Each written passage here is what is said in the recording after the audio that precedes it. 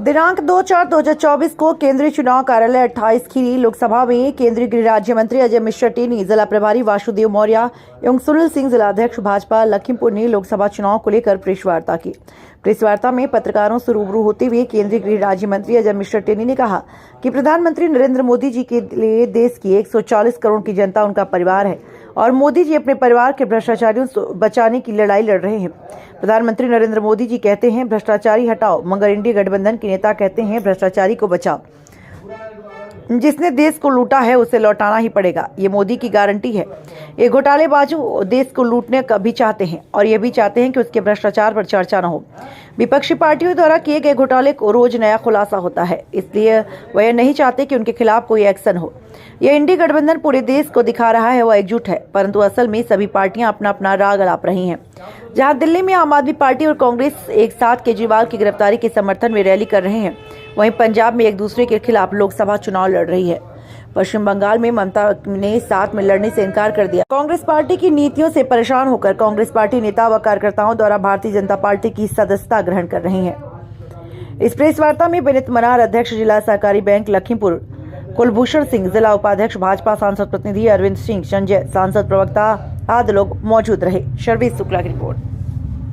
लगभग बजाज की चीनी मिलों को छोड़ करके सभी का अपडेट हो गया है। बजाज चीनी मिल ने भी पहली बार वर्तमान सालों का पेमेंट प्रारंभ कर दिया है और उन्होंने जिस तरह से काम प्रारंभ किया अगले साल में 80% और जो नेक्स्ट ईयर है वो अपडेट हो जाएगा। ऐसे हमारे किसानों को भी लगातार फायदा मिले, उस दृष्टि से हमने काम किया। यही सारे काम अगले 5 सालों में इस तरह के होंगे कि हम पूरी तरह से जिले को 100% सैचुरेशन की स्थिति में पहुँचाएंगे। वोट में भी बेल नहीं मिलती है, तो ऐसे सब समयों में वो निरंतर इन बातों को कहते हैं कि मोदी जी ने ये करा दिया, सरकार ये करा रही है, सरकार चुनाव से डर गई है। जबकि इसमें ऐसे लोग हैं जो लोग इस तरह की बातें कर रहे हैं, जिसमें से ज़्यादातर लोग ऐसे ही है जिनके या तो कोई सांसद नहीं है। आप पार्टी का एक सांसद था, वो भी पार्टी छोड़ के चला गया। आपके हेमंत सोरेन साहब, उनका केवल एक लोकसभा में सांसद है। अखिलेश यादव उनके सिर्फ 3 सांसद हैं। लेकिन इन सब चीज दलों में जो इंडी गठबंधन है, इंडी गठबंधन के सभी राजनीतिक दलों में एक बात बड़ी कॉमन है। वो बात ये है कि इसमें सारे पार्टियों के बड़े नेता ज़्यादातर ऐसे हैं जो किसी न किसी तरह के भ्रष्टाचार में जुड़ रहे हैं। और कांग्रेस का तो जैसा इतिहास ही रहा, कांग्रेस जीत घोटाले से लेकर के अभी जो अगस्ता वेस्टलैंड हेलीकॉप्टर घोटाला हुआ वहाँ तक लगातार कांग्रेस का घोटालों का एक लंबा इतिहास रहा। अब ये सारे लोग एक दूसरे को संरक्षण देने की कोशिश कर रहे हैं। इसी में आप सबको याद होगा, यही अरविंद केजरीवाल रामलीला के मैदान से ही अन्ना हजारे के आंदोलन से निकले थे। आज अन्ना हजारे जी की टिप्पणी अरविंद केजरीवाल के लिए किस तरह की है? उस समय अरविंद केजरीवाल ने जो 10 बड़े महत्वपूर्ण नाम दिए थे कि ये नाम है जिनके विरुद्ध कार्रवाई होनी चाहिए, आज वो सारे लोग मिल करके अगर आप उस दृश्य को देखेंगे तो लगेगा कि सारे एक मिल करके दूसरे को बचाने की कोशिश कर रहे हैं और इसमें भ्रम पैदा हो, उसके लिए वो लगातार 2 ही बातें कहते हैं। पहली बात वो ये कहते हैं कि सरकार हमारे विरुद्ध कार्रवाई कर रही है, क्योंकि उनके समय में सरकारी एजेंसियों का दुरुपयोग होता है और वो लोग इस तरह से करते रहे होंगे तो उनको लगता है कि सरकारी एजेंसी का दुरुपयोग हो रहा है। पहली बात ये है कि हमारी सरकार जो भी स्वायत्त एजेंसी है पूरी तरह से स्वतंत्र मानती है, वो अपने कामों को ठीक ढंग से करें।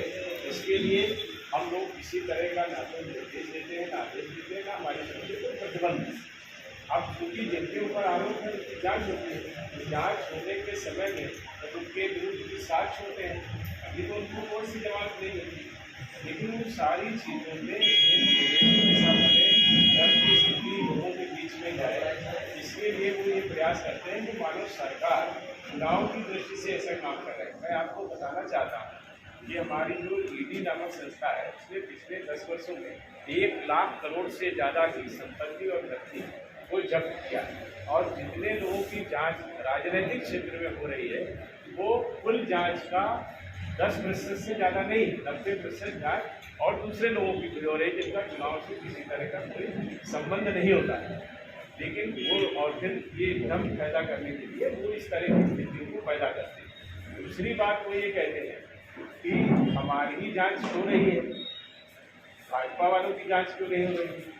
आपको किसने जाने से रोका? आज ही मैं केरल के मुख्यमंत्री जो मौजूदा है उनका मैंने पढ़ा था, क्योंकि मैं पढ़ने का शौकीन हूँ, सुबह सुबह से पढ़ लेता हूँ, तो मैंने आज ही उनका पढ़ा। आप सबने भी पढ़ा होगा, आप अखबार से जुड़े हैं। कांग्रेस की शिकायत कर उन्होंने ये कहा कि आज अरविंद केजरीवाल जेल में है तो कांग्रेस की वजह से, क्योंकि ये सही है। ये शिकायत अजय माकन जो उस समय दिल्ली प्रदेश के कांग्रेस अध्यक्ष थे, उन्होंने ही अरविंद केजरीवाल के खिलाफ दर्ज कराई थी। आज वही केजरीवाल को बचाने के लिए सामने आ रहे हैं, तो ये स्थिति है। दूसरा ये है कि सोनिया गांधी और राहुल गांधी ये दोनों लोग 5,000 करोड़ रुपए से ज़्यादा नव भारत टाइम्स के घोटाले पर इस समय बेल पर, ये जांच कोर्ट के आदेश पर हुई।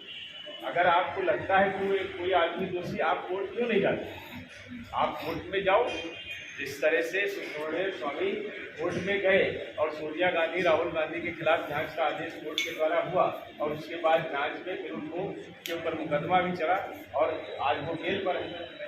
लालू यादव जी वो कई मामलों में सजा याफ्ता है, उनकी जांच हो रही है। अखिलेश यादव जी जिस तरह की बातें करते हैं, अब वो सारे लोगों ने किस तरह से भ्रष्टाचार किया होगा।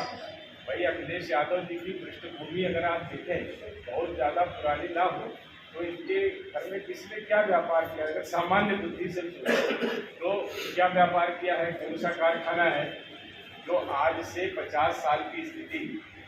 1967 में जब पहली बार चुनाव मुलायम सिंह जी लड़ रहे थे तो साइकिल से चुनाव लड़े थे, मोटरसाइकिल से लड़े। आज कितने दिनों में 3324, 57 साल में कैसे सैकड़ों करोड़ की संपत्ति का कोई मालिक बन सकता है? या कोई फार्मूला हो तो भाई हमारे देश के किसानों को भी बता दो, हम लोग भी वही चीज़ें पैदा करने लगे। तो ये जो लोग हैं ये कुल मिलाकर के दम कैसे बने, इसकी बात करते हैं। अगर आपको किसी पर शक है, हमारे यहाँ तो इतनी सुंदर और स्वच्छ व्यवस्था है, न्यायिक व्यवस्था है, हमारा जो लोकतंत्र है वो इतना पारदर्शी है कि हर एक जो हमारा एक गठन है उसके विरुद्ध दूसरी जगह जाकर के आप बात को कह सकते हैं। और लोकतंत्र में यही सुंदरता होती है कि कोई भी बात होती है तो कोर्ट उसका संज्ञान लेती है, चाहे संवैधानिक व्यवस्थाएं हो, कानून हो, सबकी समीक्षा करने का अधिकार कोर्ट को है। अब इन लोगों को कोर्ट से भी मदद नहीं मिल रही है। और जब हमारे भारतीय जनता पार्टी के जो लोग दोषी है, या तो आप कोर्ट में जाओ, इसने आपको रोका, लेकिन जब कुछ है नहीं। लेकिन उनका मन जो है, जैसे मैं कह रहा हूँ कि नैरेटिव चेंज करना, तो उस दृष्टि से सोचते हैं नहीं हमें नहीं ये भी है। अरे भाई ये तो है नहीं कि सत्यनारायण भगवान की कथा प्रसाद है कि एक तरफ से सबको बांट दिया जाएगा, इसके ऊपर आरोप तो इसकी जांच होगी। आप जांच में अगर दोषी नहीं है तो आप छूट जाएंगे। और अगर मान लीजिए एजेंसी कहीं से आपको दोषी साबित भी कर दी तो हमारे यहाँ तो न्यायिक व्यवस्था बड़ी मजबूत है कि आपको वहाँ से छूट मिल जाएगी। जब तक कोर्ट कोई आदेश नहीं करती तब तक तो किसी को दोषी माना नहीं जाता। ये बात है। तीसरी बात जो वो लोग कहते हैं वो ये कहते हैं कि इन्हीं 10 सालों में ईडी इतना तेजी से कैसे आ गया। तो उसका सबसे